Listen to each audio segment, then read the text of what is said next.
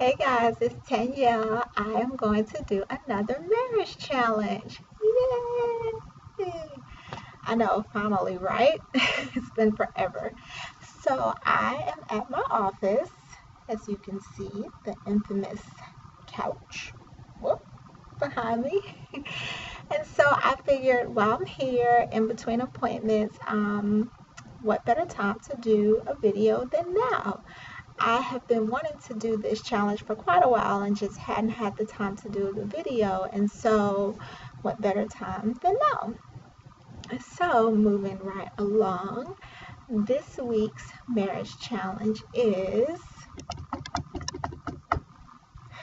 lovely drum roll.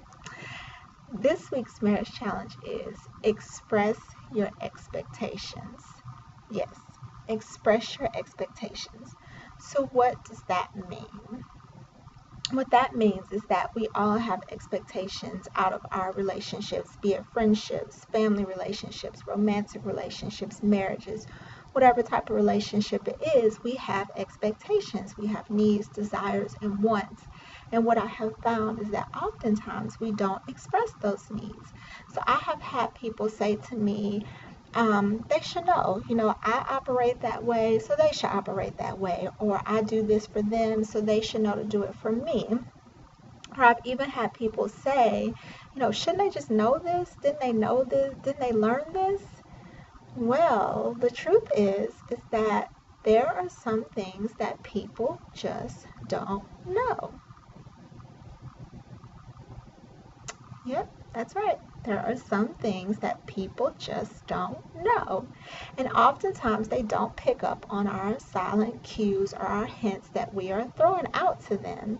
So we have to express those expectations.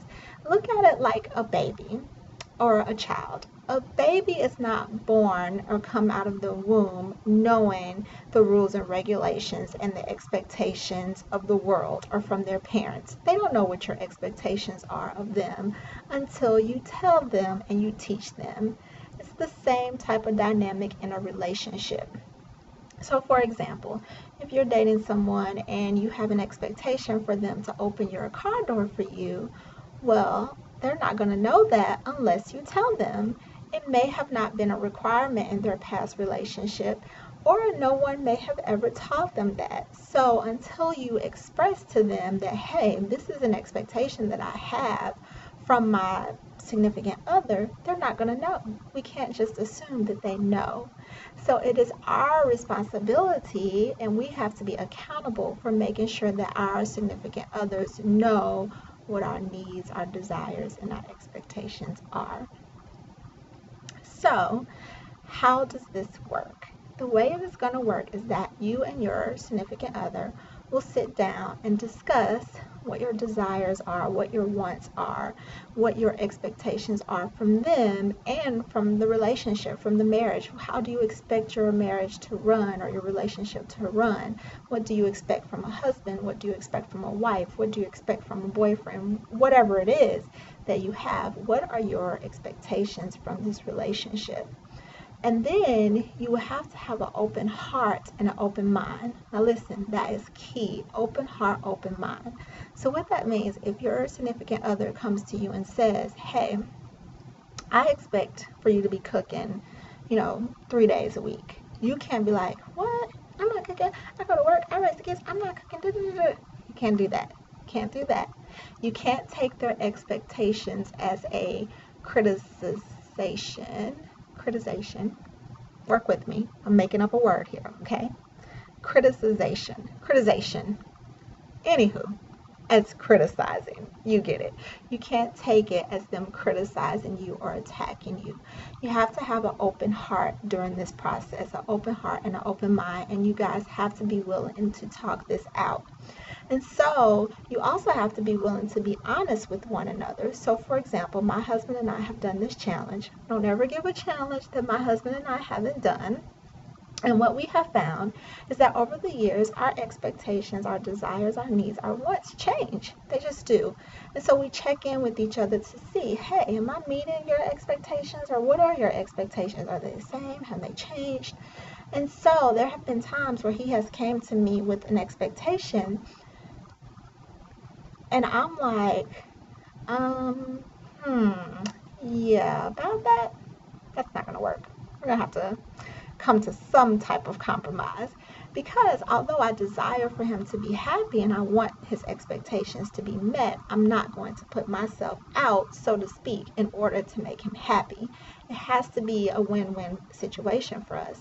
And so as you're doing this, you want to be able to come to some compromise, and it's key to understand, well, why is this expectation or this need important to you? What do you get from this? And how will it progress our marriage or relationship? That's what's important about this challenge, is understanding how this is going to progress us as a couple. So you may be thinking, wait a minute, I don't know what my expectations are. As I sit here and think about it, what are my expectations and what are my needs? So the way to figure that out is to make a list. What you're going to do is you're going to make a list. It can be 10 pages long. It can be 10 sentences long, however long. But you're going to write down all of your needs, your desires, and what you expect from a person that you're with in a relationship. You know, it can be as small as put the toilet seat down, as to I need you to tell me you love me every day, or I need us to cuddle, or whatever your expectations and desires are. Then you're going to go through that list, and you may realize, well, they do this, they do that, and kudos to them if they do, and make sure that you give them those kudos, because remember, we want to compliment our spouses. So, and then you may also go through and realize, you know, putting the toilet seat down isn't that important to me. You know, who cares? I don't really care. That's not a really big deal for me. And so then you begin to prioritize this list. And then what you may realize is that as you're writing this list, you may have a few aha moments where you realize, wow, this is an expectation of mine and it's not being met. And so now it makes sense. It makes sense why every Monday morning I am mad when I get in my car and there's no freaking gas in the tank, because I have an expectation for him to fill up my car on Sundays. He's not doing it. You may realize that that was an expectation of yours and he wasn't meeting the expectation because you hadn't expressed it. So this begins to open you up. And then you may ask yourself, well, why is that even an expectation of mine? Why is that important to me? Well, it makes me feel safe. It gives me a sense of security. It shows me that he was thinking about me. It makes me feel like a priority, whatever it is, whatever.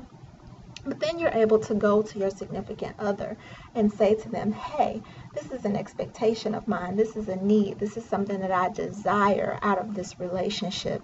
And he or she is able to do the same with you.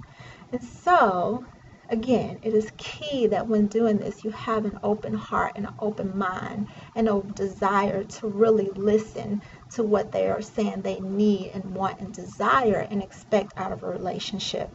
Because, my friends, unexpressed expectations kill relationships. They just do. They really do. So, let's bring it back in, bring it all together.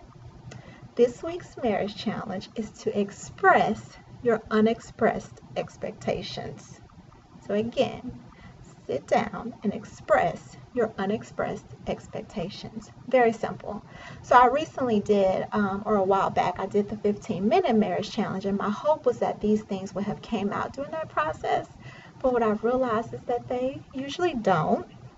And so I decided to make this a separate challenge. If you haven't done the 15-minute marriage challenge, circle back, check it out, and do that one as well.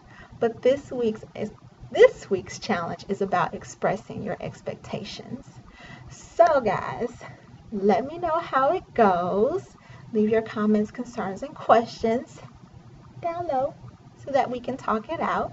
And, let me know how it goes.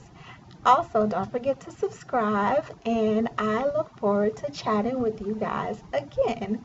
Good luck, and express those expectations. Oh, and you can find me on Instagram. You can like my Facebook page, which is Life Beyond the Walls, or check out my blog, Tanyelle.com. Talk to you soon. Bye.